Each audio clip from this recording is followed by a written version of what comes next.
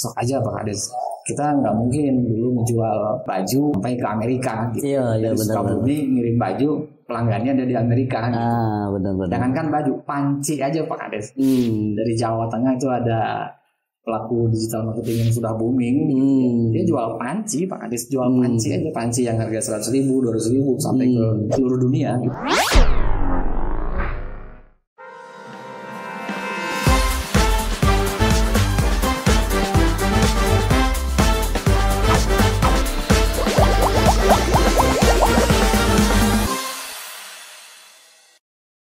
Bismillahirrahmanirrahim. Assalamualaikum warahmatullahi wabarakatuh.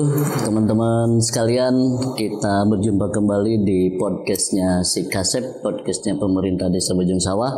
Tentunya selalu kita berbicara tentang hal yang update atau yang aktual, terutama dengan persoalan-persoalan yang sedang terjadi di kalangan kita, terutama di kalangan warga kita.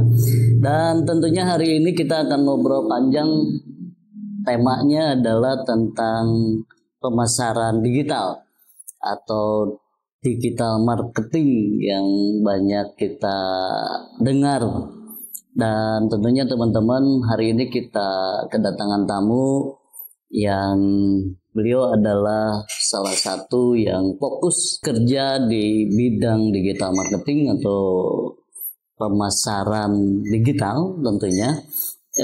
Hari ini kita kedatangan beliau adalah Bapak Wisnu. Selamat sore Pak. Selamat sore menjelang maghrib ya. Terima kasih Pak Wisnu bisa hadir di undangan kami tentunya. Pak Wisnu ini teman-teman sekalian adalah dia fokus di digital marketing dan seperti apa digital marketing yang selalu kita dengarkan. Karena hari ini pasar itu bukan hanya pasar secara real tentunya. Yang mesti kita rebut selain pasar real, karena hari ini adalah zamannya digital, maka yang mesti kita rebut adalah pasar digital. Seperti apa pasar digital? Kita nanti ngobrol panjang dengan pakarnya Pak Wisnu. Tapi sebelumnya teman-teman jangan lupa subscribe, like, dan komen tentunya, serta di-share. Mudah-mudahan ini menjadi pembelajaran bagi kita semua.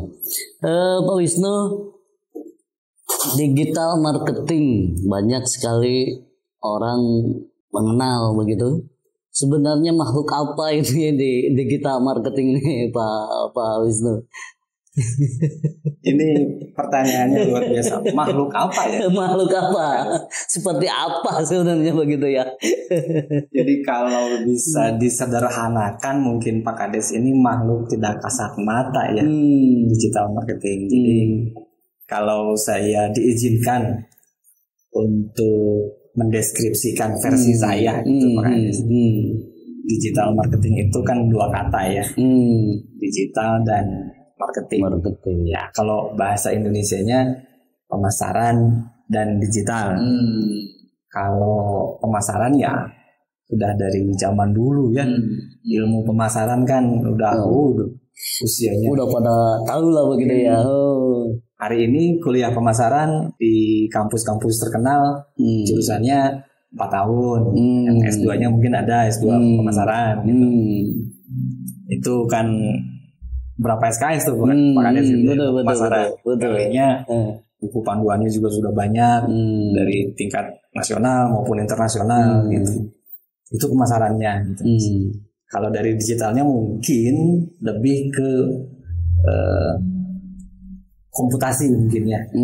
Komputasi itu ada ilmu komputernya, ya bicara software programming, bahasa pemrograman. Kalau dari teknik komputernya mungkin dari hardware-nya. Jadilah sebuah makhluk yang bernama pemasaran digital. Itu kan kira-kira Pak Kades. Jadi digital marketing ini ada dua kalimat begitu ya. Atau pemasaran digital itu pemasaran yang seperti biasa, tapi diolah dalam bentuk digital begitu ya. Nah, kalau perbandingan begitu Pak, dunia dulu katakanlah sebelum ada digital begitu ya, proses pas pemasaran manual dengan proses pemasaran hari ini sebenarnya yang lebih menguntungkan tuh lebih menguntungkan bagi individu yang melakukan pemasaran ya begitu kan. Katakanlah individu ini punya produk, maka dia mesti memasarkan. Kalau dulu kan tentunya dia mesti berpikir bikin jongkok atau sewa toko kan begitu ya. Iya. Kalau sekarang kan tidak mesti seperti itu kan begitu ya. Tidak. Ini pola yang sebenarnya itu seperti apa sih Pak? Ketika orang punya produk ingin memasarkan dalam digital atau tahapannya itu seperti apa? Kalau dari sisi saya mungkin Pak Kades ya, dulu sebelum ada ditemukan internet mungkin, dari situ mungkinnya kita. Kalau di Indonesia mungkin ya era tahun akhir 90-an ya, 98 mulai internet mulai dikenal di Indonesia. Tapi kalau untuk di Barat mungkin sudah sejak dari tahun 70-an, tahun 80. Jadi menurut saya titik krusialnya ada di sana. Jadi sejak pertama kali internet ditemukan, itu merubah semua landscape termasuk di bidang bisnis, industri bisnis. Nanti tidak hanya bisnis, sosial juga terdampak, pendidikan juga terdampak.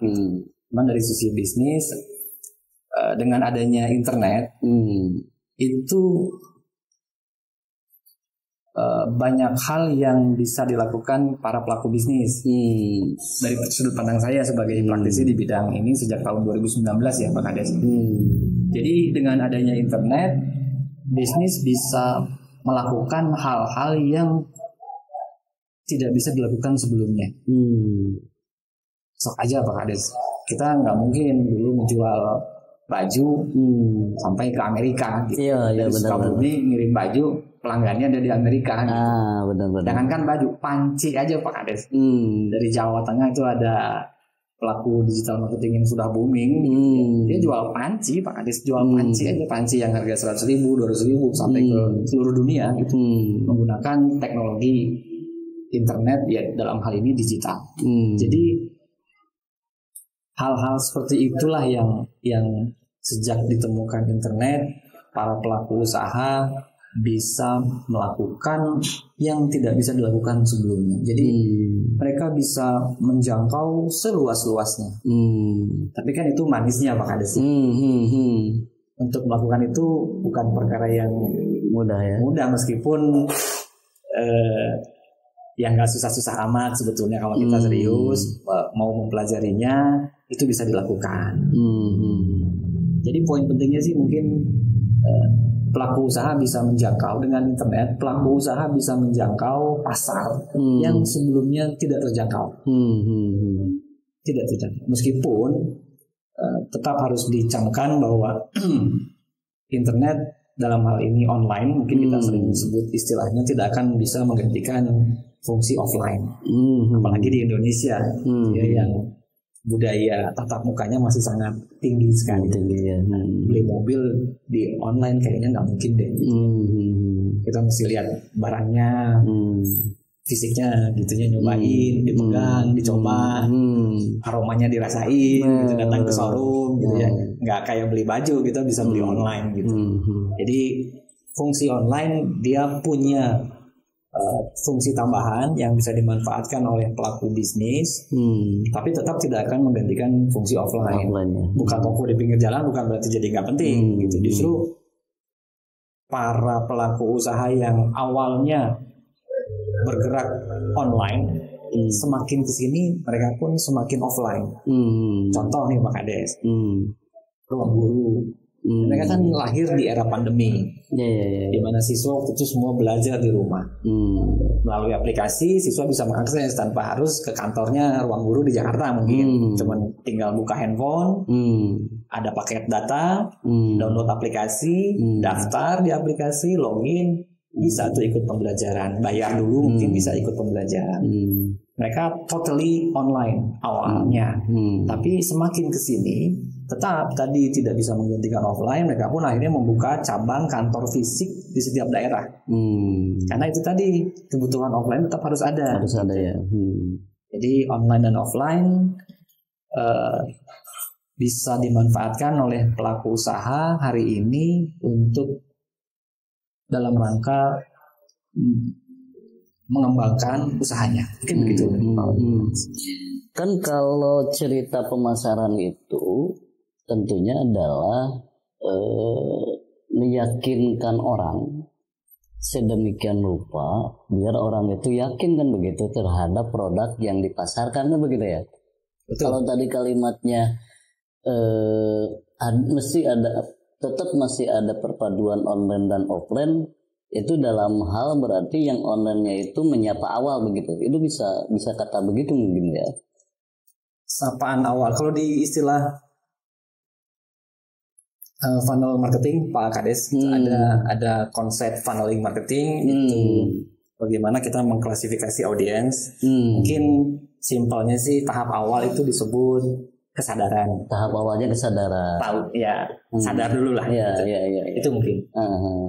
Kalau dulu kan ketika offline itu proses pengenalan atau proses penyadaran itu tahap awal itu kita mesti keliling katakanlah pakai toa gitu kan ya. Iya. Dengan pakai mobil keliling atau dengan pamflet segala macam kan begitu ya.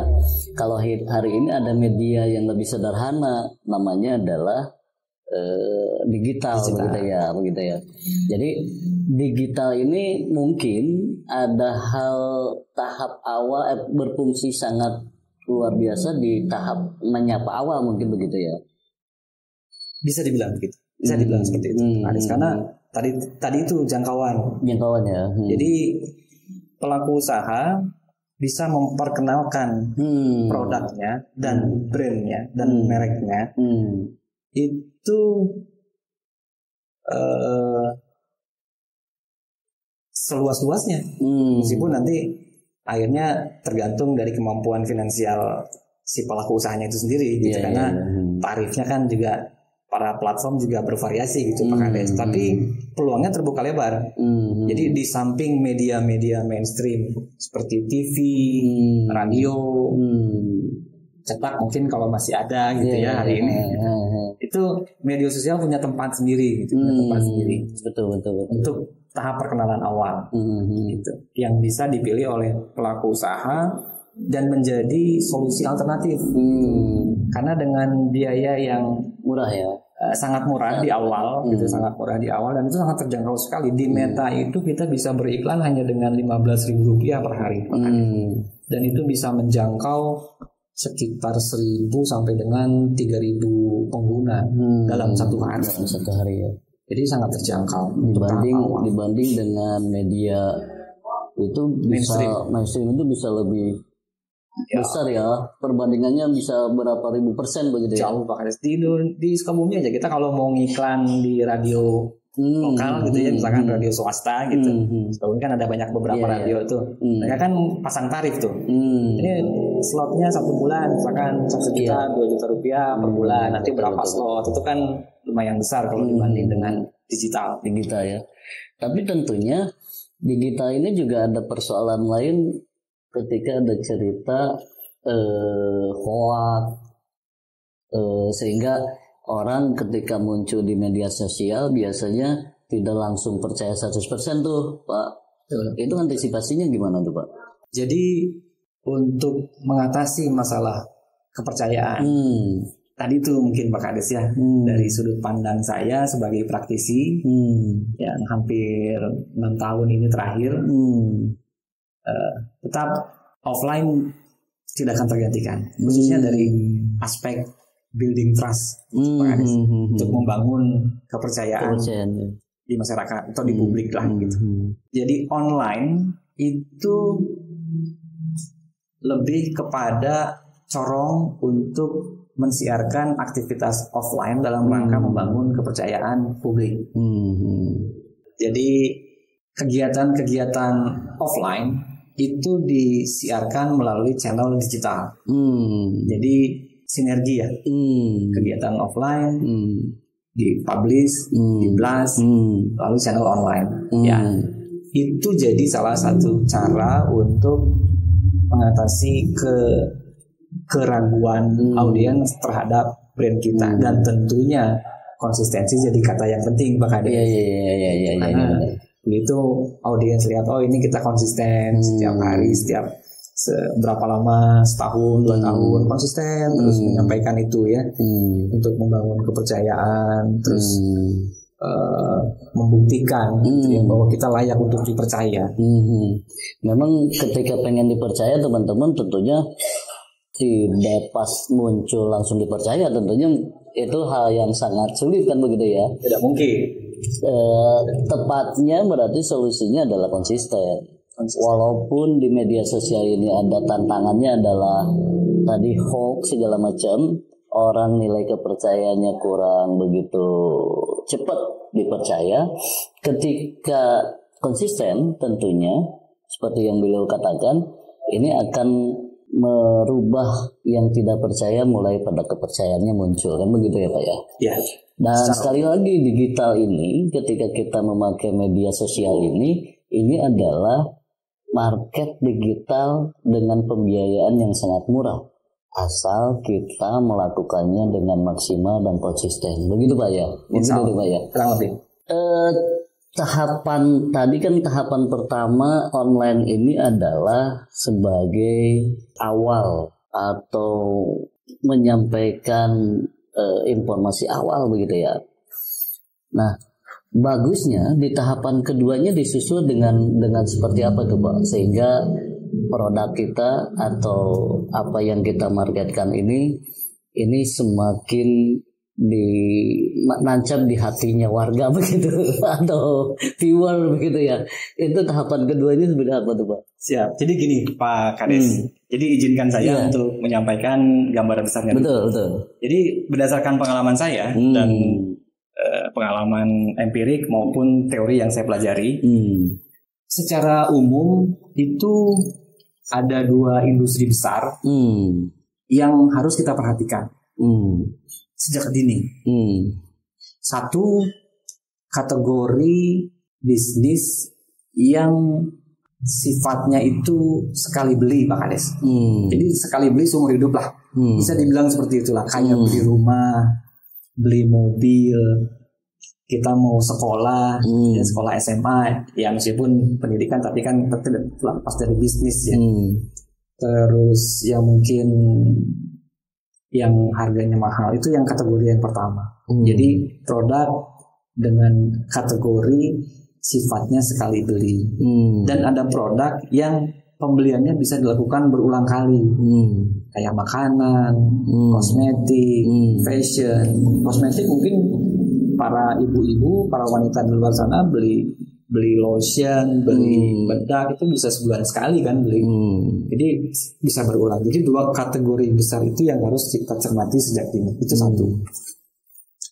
Yang kedua, terlepas dari 2 kategori besar ini, saya sering gunakan istilah yang menurut saya ini penting gitu Pak Kades. Satu ungkapan, tapi bisa kita terapkan dalam bidang pemasaran digital. Itu bahasanya kurang lebih, saya agak kurang fasih nih bahasa Inggris sebetulnya Pak Kades. Tapi saya coba aja ya Pak Kades.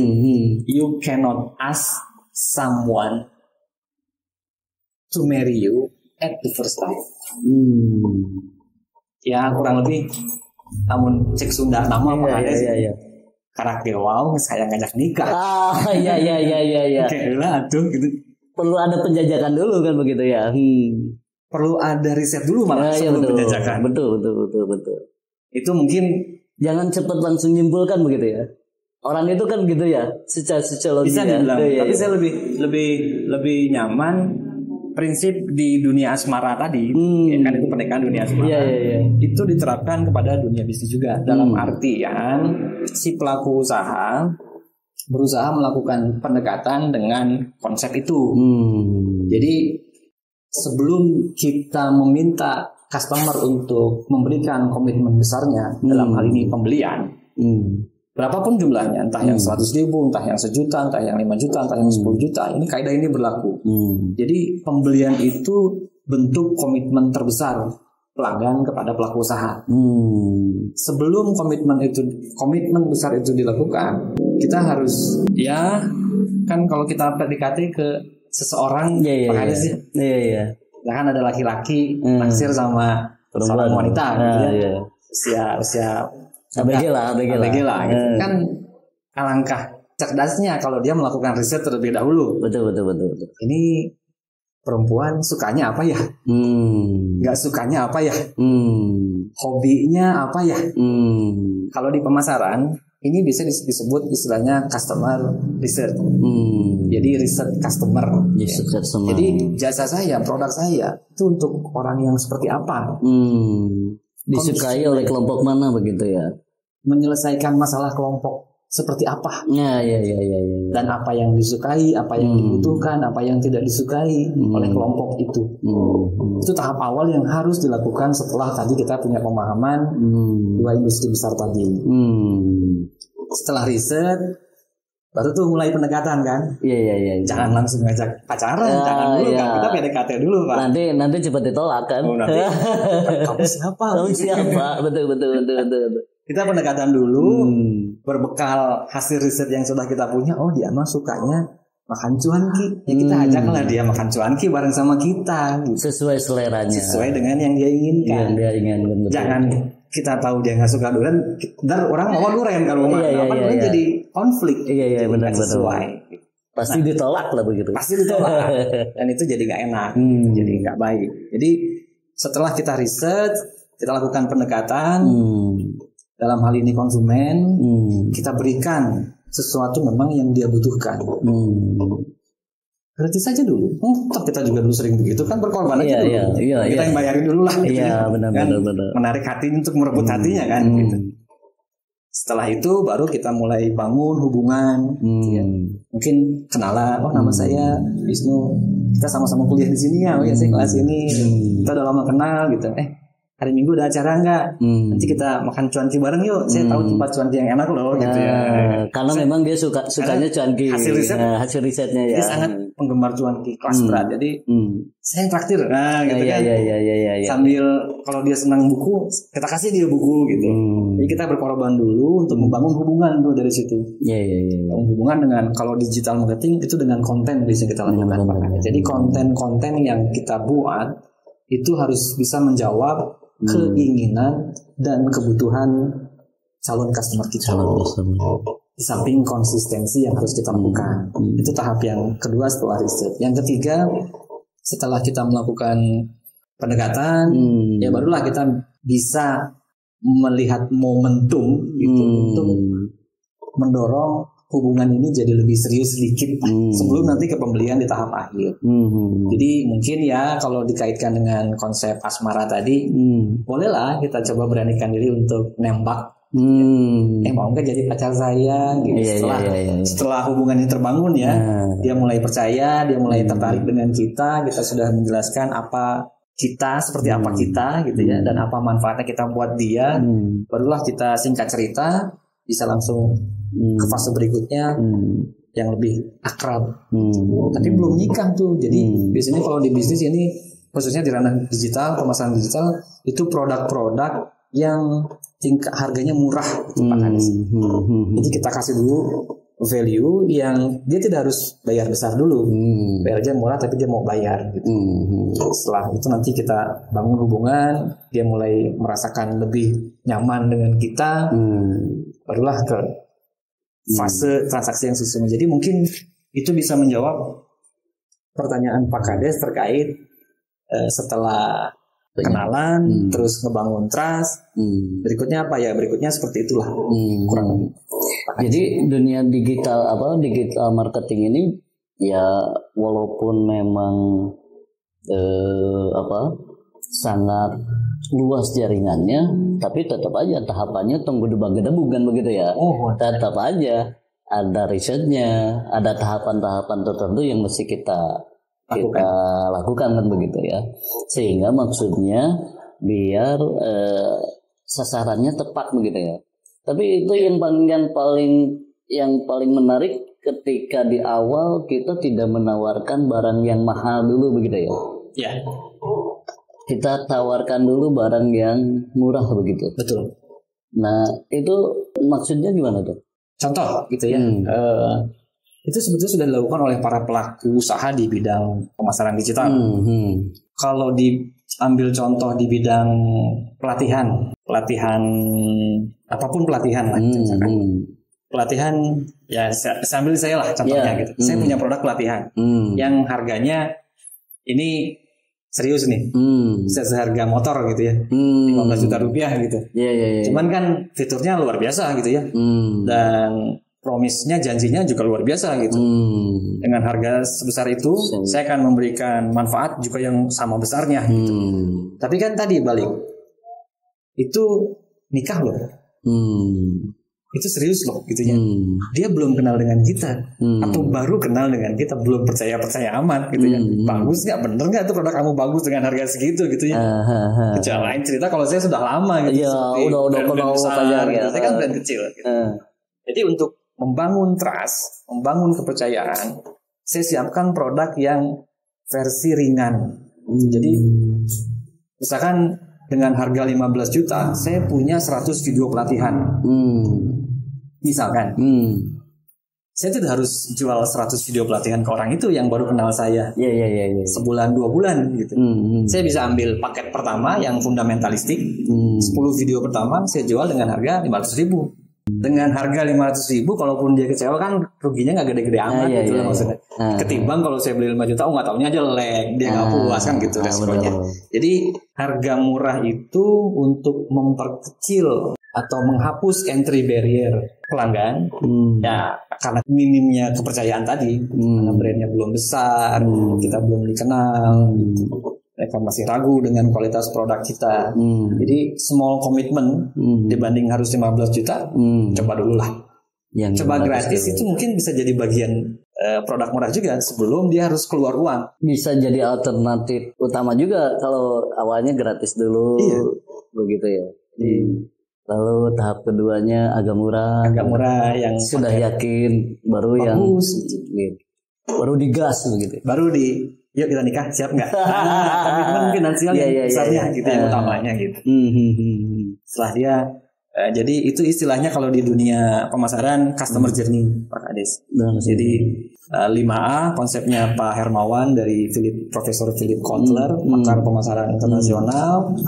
Itu tahapan perjalanan pelanggan dari mulai tidak tahu terus jadi tahu, aware, setelah tahu dia jadi tertarik, mulai ada ketertarikan, appeal, setelah ada ketertarikan dia mulai ingin tahu lebih jauh, nanya-nanya kan biasanya asking tuh fasenya, dia bertanya-tanya untuk memenuhi kebutuhannya. Setelah dia yakin, baru dia action, dia beli. Setelah dia beli puas, nggak selesai sampai di situ. Dulu mungkin fasenya beli lagi gitu ya. Tapi kadang-kadang kesini-sini tidak harus beli lagi.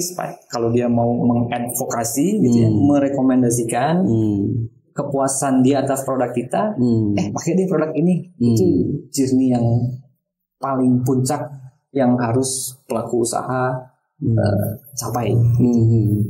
Nah, kalau di perkampungan semacam di desa kami katakanlah begitu, ngopi dulu Pak, betul. Kita ngopi dulu. Ini kopinya kopi lokal Pak. Ini kopi Sukabumi, kopi asuhan pemerintah Desa Bojong Sawah. Gitu kebetulan kita punya poktan binaan yang lagi fokus bikin pengolahan kopi. Pengolahan kopi. Kopinya kopi Arabica.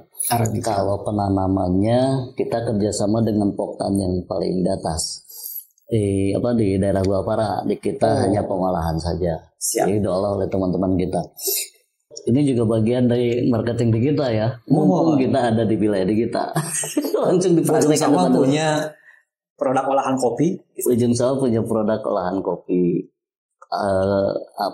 Tanam kopinya kita kerjasama dengan teman-teman poktan yang ada di Guapara. Jadi kebun kopinya di Guapara, di kita adalah proses pengolahannya gitu Pak. luar biasa. Gitu. Tapi kan tetap Sukabumi, tetap lokal. Iya. Nah, balik lagi teman-teman sekalian, digital marketing ini mudah diucapkan, tapi kadang-kadang susah dilakukan bagi warga kami ya, terutama warga Desa Bojong Sawah. Ini apakah memang kadang-kadang yang punya produk nih, ibu-ibu atau warga kami punya tempe, katakanlah dia produk tempe, ketika masuk ke dunia digital kan pas dia iklan sekali 2 kali tetap tidak laku, ketiga kali kadang-kadang jadi ngedrop tuh karena memang tetap tidak laku kan begitu ya. ini kiat-kiatnya gimana nih untuk memotivasi warga kami atau teman-teman kami nih yang mudah drop ketika dia melakukan proses market digital begitu? Ini pertanyaan serius, sangat serius di dunia pemasaran digital. Tapi saya akan coba jawab berdasarkan pengalaman saya aja yang ya, betul. Dan teori-teori yang saya pelajari. Jadi seperti tadi yang saya sampaikan sebelum kita mulai sesi serius ini, sesi makan gorengan tadi belakang. Iya. Jadi saya coba menganalisa permasalahan utama yang dialami para pelaku usaha ya kecil, menengah, yang ada di Sukabumi. Betul. Itu menurut analisa saya ada di persoalan strategi bisnisnya. Jadi umumnya pelaku usaha di Sukabumi lebih banyak menghabiskan sumber daya di ranah teknis, karena memang teknis juga nggak main-main itu juga.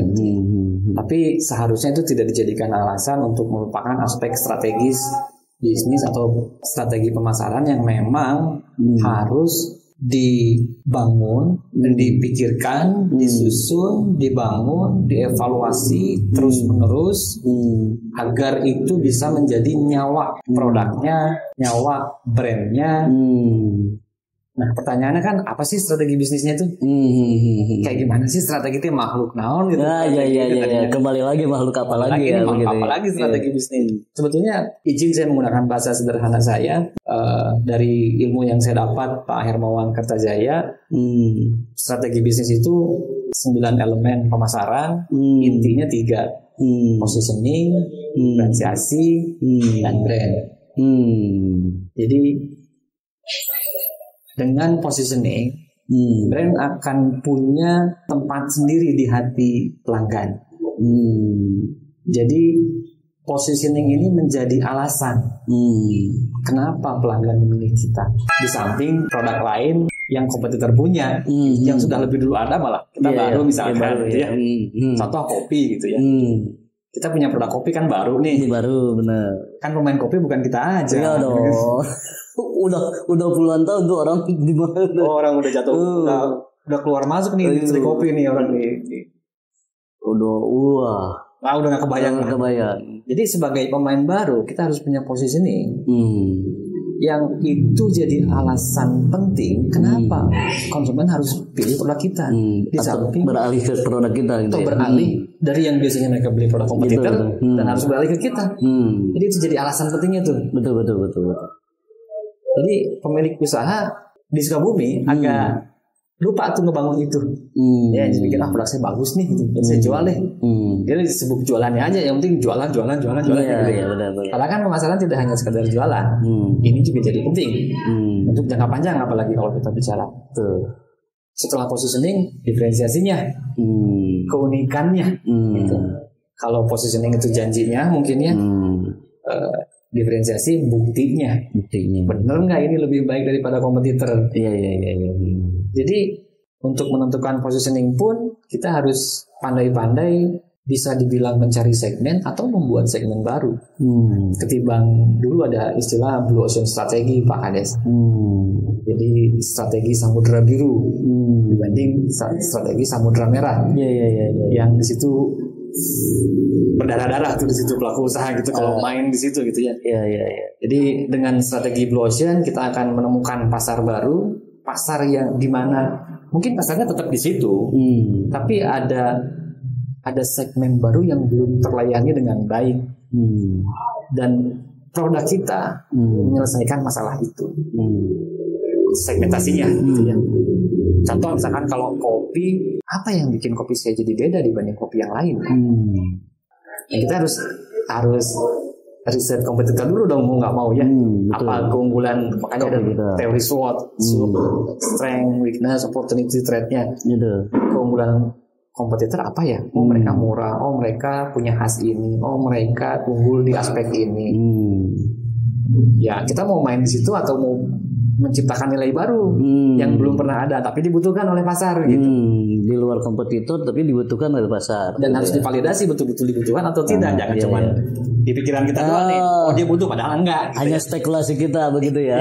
Iya. Jadi mungkin sederhananya menjawab pertanyaan tadi Pak Ades, strategi. Betul. Jadi pelaku digital marketing, pemasaran digital pun harus menguasai ilmu menyusun strategi pemasaran agar siap berkompetisi. Ya bukan hanya sekedar bertahan tapi mungkin bisa menang kompetisi meskipun kita pemain baru dan kecil. Seperti itu Pak Kades kurang lebih. Jadi tetap aja kan, sekali lagi teman-teman sekalian, media sosial ini atau digital marketing ini kita nggak bisa sekali, 2 kali, 3 kali. Untuk meyakinkan orang itu kita tetap aja masih terus menerus secara kontinu kan begitu ya. Konsisten ya. Selain juga tadi salah satu strateginya begitu. Dan tentunya tadi kita udah bahas, ini perlu sekali teman-teman tidak urakan. Tetap kita mesti melakukan tahapan, salah satunya adalah kita melakukan research. Kita melakukan pemetaan begitu ya. Iya. Pemetaan. Jadi produk kita itu porsinya, positioningnya itu ada di mana begitu ya.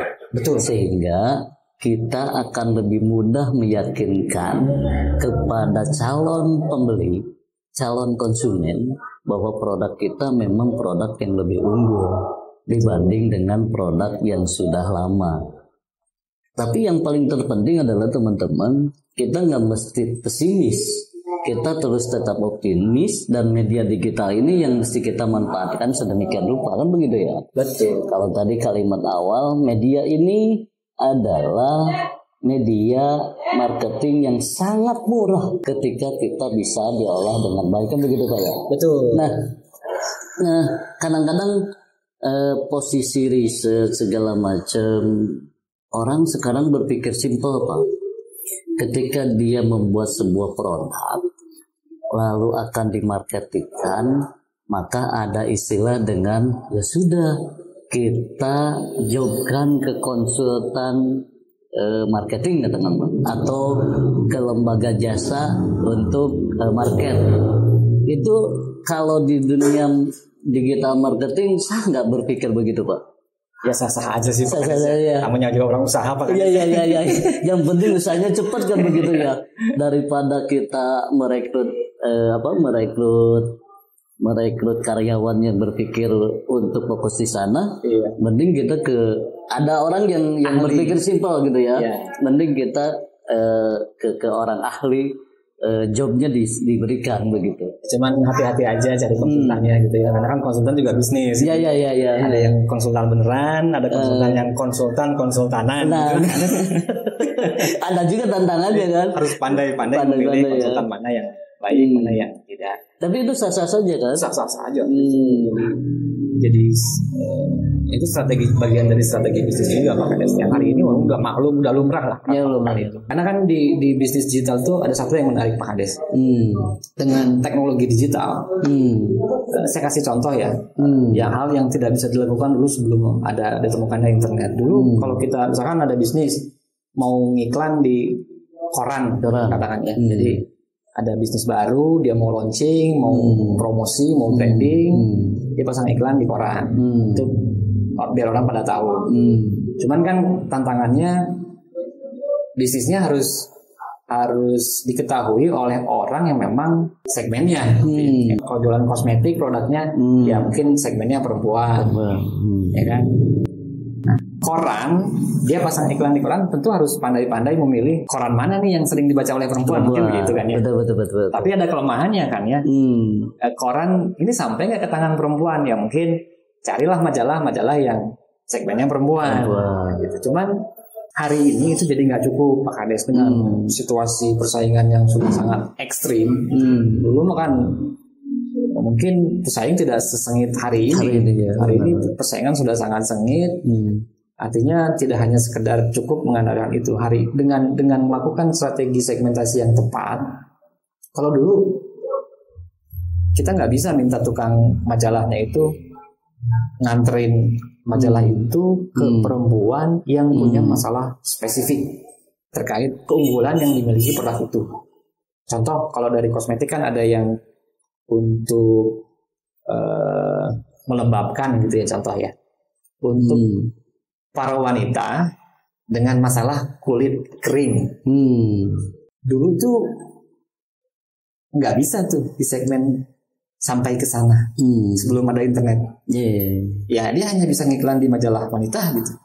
Nanti wanita yang punya masalah kulit kering dan yang tidak, ya itu mah udah di luar kuasa pengusaha tuh. Tapi hari ini dengan digital kita bisa membidik segmen wanita dengan masalah yang punya masalah kulit kering dengan teknologi digital hari ini. Bisa lebih detail gitu ya? Bisa lebih detail dan spesifik banget. Spesifik banget. Jadi iklan itu hanya sampai iklan produk kita nih yang mengatasi permasalahan kulit kering, gitu ya, diterima oleh wanita yang punya masalah kulit kering. Iya. Sesuai dengan segmen yang detail dibidiknya. Betul. Keren juga kan? Luar biasa. Di kita ini ya. Luar biasa. Nah, teman-teman sekalian, tentunya yang terakhir nih, ketika orang mau melakukan usaha, dia punya produk, lalu kita mau masuk penggunaan digital marketing, apa media apa saja yang mesti disiapkan oleh orang tersebut begitu? Media apa yang harus digunakan? Yang harus disiapkan oleh si pengusaha ini nih. Si pengusaha ini untuk terjun ke bidang pemasaran digital, marketing. Betul. Ya, media dalam arti hardware mungkin ya. Hardware-nya. Kalau hardware sih sederhananya cukup handphone dengan laptop. Handphone, laptop, hardware ya. Hardware. Itu pun udah cukup. Itu udah sangat cukup. Tapi dari sisi software, maksudnya channel media kampanyenya, gitu ya, kan ada banyak pilihan tuh. Betul. Ada mesin pencari, ada media sosial, dan ada e-commerce. Ini ketiga media yang bisa dimanfaatkan oleh para pengusaha yang ingin mulai serius di kampanye digital. Media sosial punya peran sendiri, mesin pencari punya perannya sendiri, e-commerce pun punya keunikannya sendiri. Jadi 3 media software bisa digunakan dan 2 media hardware yang bisa digunakan sebagai langkah awal bagi pengusaha yang ingin digital marketing. Nah, itu kan murah ya. Maksudnya teman-teman ketika ngomongkan handphone hampir 99% orang udah punya handphone kan begitu ya. Kalau tadi laptop itu kan hanya untuk proses penyempurnaan saja bentuk medianya. Kalau dengan handphone sebenarnya cukup begitu ya. Akan lebih sempurna dengan laptop begitu. Iya, betul. Lalu jangan lupa teman-teman tadi ada 3 media yang bisa digunakan softwarenya. 1 media sosial, yang keduanya e-commerce, yang ketiganya mesin pencari. Nah ini 3 ini yang mesti teman-teman sebagai media untuk kampanye. Nah tapi jangan lupa kuota. Jangan lupa kuota. Itu jangan lupa kuota. Nah teman-teman, ketika ini mau digunakan, tentunya mesti ada kalimat yang sangat menarik sehingga orang tertarik melihat itu gitu ya Pak ya. Ketika kita mau iklan, kita mau kampanye di 3 media ini, media sosial, e-commerce dan mesin itu Google ya. Ini kan mesti muncul kalimat yang bagus begitu ya. Betul. Nah, sehingga orang menarik. Nah, teman-teman, kita kebetulan punya produk baru. Bentuknya adalah kaos. Kita coba nih, pakar kita mengkampanyekan kaos kita. Ini bentuk kaosnya. Nah, ini juga sebagai hadiah buat Pak Wisnu. Mudah-mudahan ini menjadi kenang-kenangan. Begitu. Ini bentuk kaosnya teman-teman. Nah, kita langsung contohkan bagaimana cara mengiklankan, mendesain iklan dengan baik. Mana ini Pak Wisnu bentuk kaosnya? Iya. Ini Pak Kades hadiahnya. Podcast si kaset.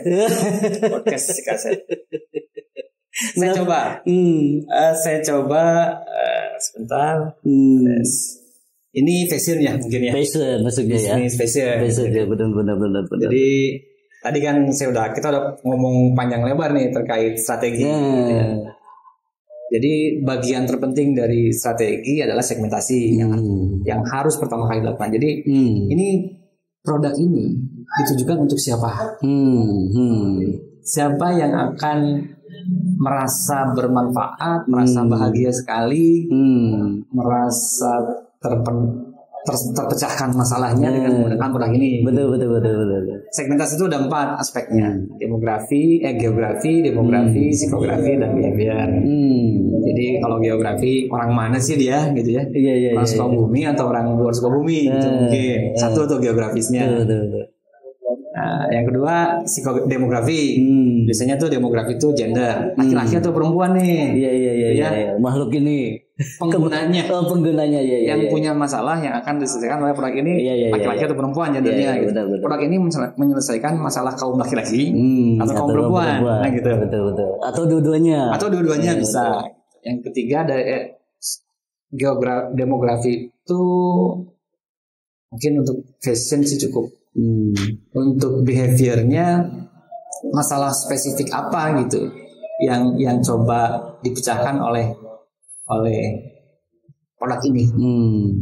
Nanti kalau itu ini nggak bisa cepat Pak Kades. Betul. Kita harus rumusin karena kan pemain fashion hari ini kan sudah jutaan lah.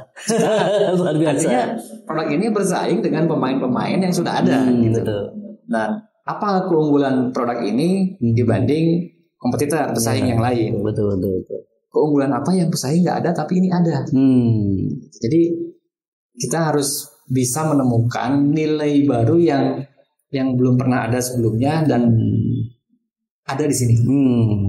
Iya. Contoh mungkin kalau kita bisa cepat awal gitu ya untuk ya mungkin dengan nilai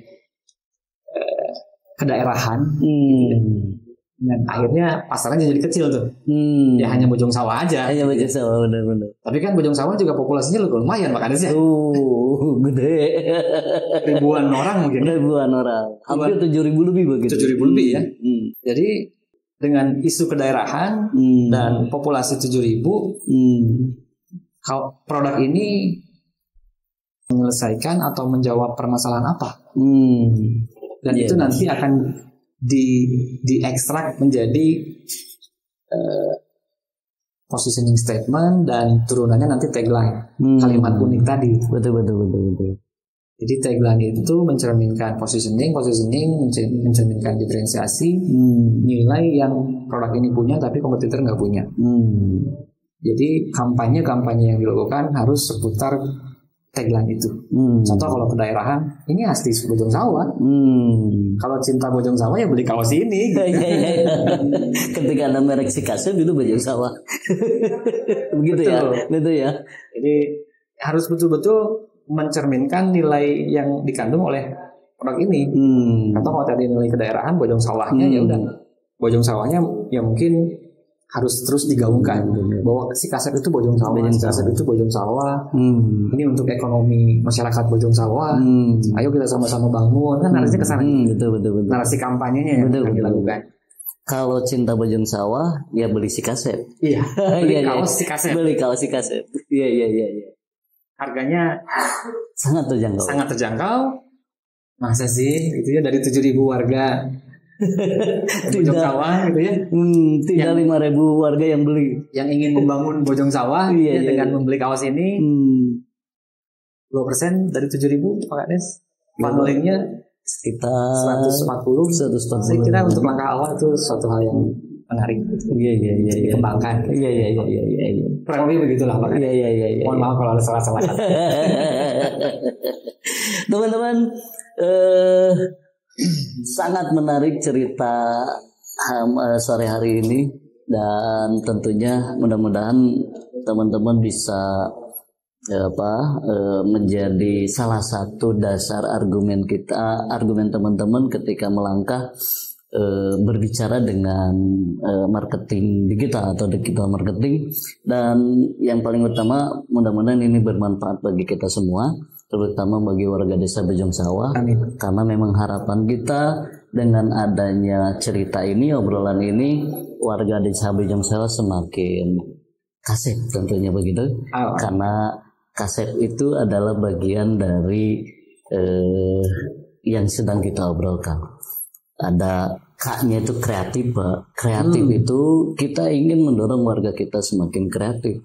Kreatif itu kan tidak dengan mendapatkan informasi satu arah, tapi mendapatkan informasi dari berbagai arah sehingga muncul motivasi untuk pikiran yang kreatif. Nah, mudah-mudahan obrolan ini juga menjadikan teman-teman kreatif, dan yang paling utama adalah teman-teman bisa produktif.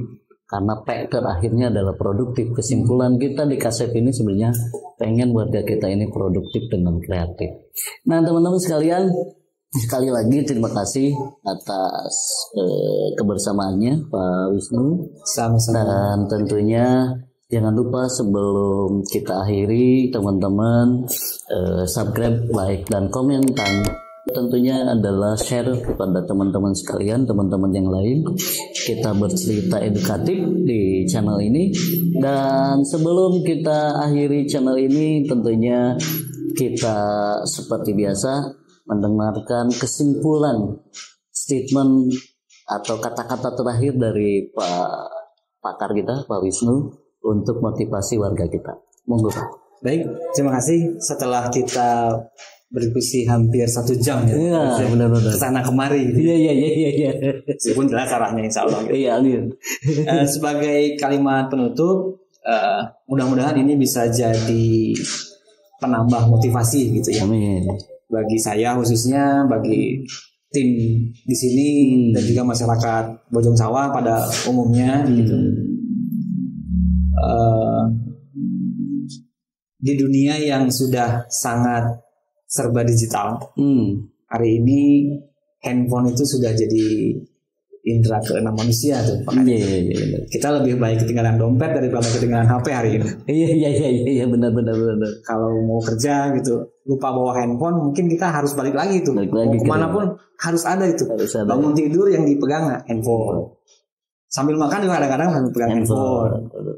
Jadi alangkah baiknya jika bicara bisnis, kita mulai menambah keseriusan untuk melakukan langkah-langkah yang diperlukan untuk mulai menseriusi kebijakan terkait digitalisasi bisnis kita.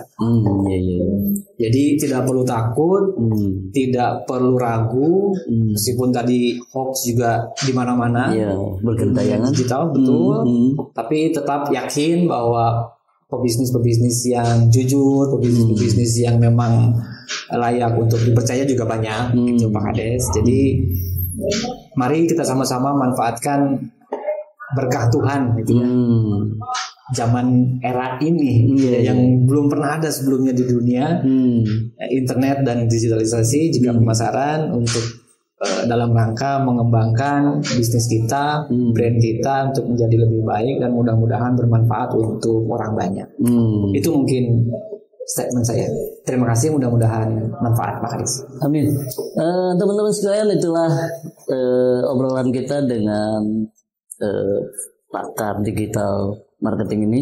Beliau ini adalah orang Sukabumi. Bagi teman-teman yang ingin belajar tentang marketing digital marketing, beliau bisa menghubungi beliau. Kalau memang kemana menghubunginya, tentunya komunikasi dengan tim dari podcast Kasep, nanti akan kita sambungkan dengan beliau. Dan teman-teman sekalian, sekali lagi kami ucapkan terima kasih. Akhir cerita, bila taufiq wal hidayah. Wassalamualaikum warahmatullahi wabarakatuh. Atur nuhun, Mbak. Waalaikumsalam warahmatullahi wabarakatuh. Sami-sami, Pak Kades. Alhamdulillah.